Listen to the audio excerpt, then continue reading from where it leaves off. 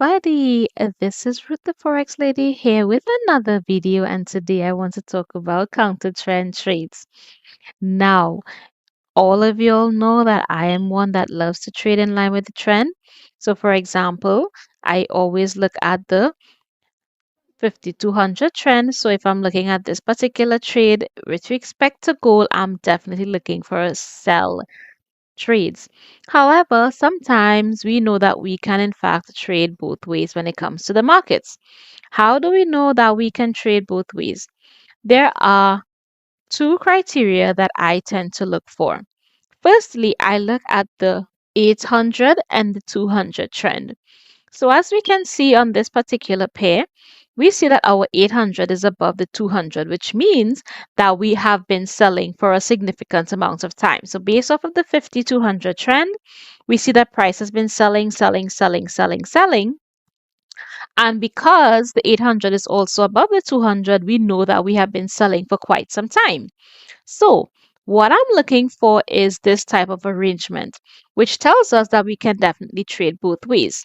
So, the next thing I'm looking for, obviously, would be my TDI confirmation. And that normally comes in place of a shark fin and preferably divergence.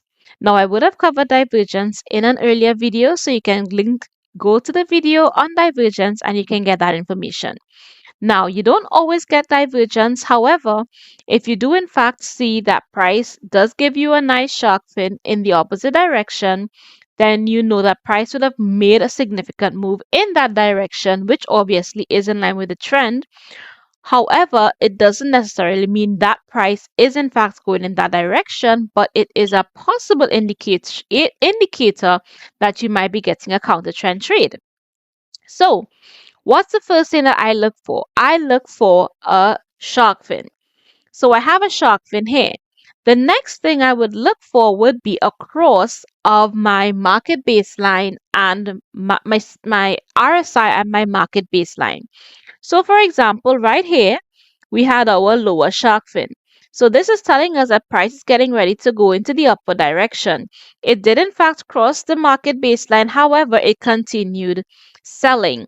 So it gave a little bit of a fake out. And then when it crossed the market baseline on this candle here, we could have waited for it to cross the 13 EMA. However, this was a much better entry. We had a 10 pip drawdown, and after that 10 pip drawdown, we had all of this to capitalize on. So this is just one of the ways that we can definitely identify when price is getting ready to either potentially reverse or at least catch a couple pips in the opposite direction. Now, how do we calculate how much pips we should in fact go for in the opposite direction? This all depends on the prices on the pair's ADR. So for example, gold has an ADR of 271 pips at this point in time. Now, if gold has an ADR of 271 pips, and I am going for, let's say, an average 100, 120 pips per day, then if I'm looking for a potential pullback on gold, I would be looking for anything that is about 50 pips maximum. Probably 75 pips. I may probably push it to 100 pips, but you don't want to push it. Now, because you know this has a high volatility, you can definitely capitalize on that move. Let's look at another potential pair. So now we have GBP NZD. Once again, we have our 800 is below our 200 EMA, which tells us that this pair has been buying for quite some time. So when we see our shark fins, we know that there are high probability of price actually selling. And as we can see here, we have price would have given us, well, a bit of a pullback, but we would have had price giving us at least a 50 pip move to the downside. Now, the ADR on this particular pair is 156 pips.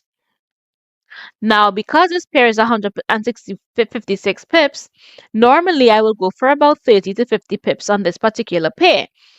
Because we are looking at counter trend trades, I will definitely be going for anything about 20 to 25 pips in the opposite direction to ensure in the event that it's just doing a regular pullback, that I'm not getting caught in a counter trend trade if price does in fact decide to continue trading in line with the trend.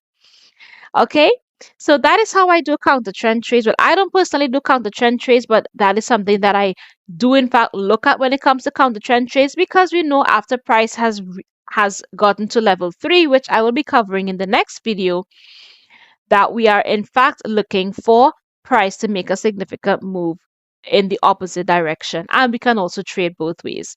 So thank you so much for listening to my video, and I will see you guys in the next video.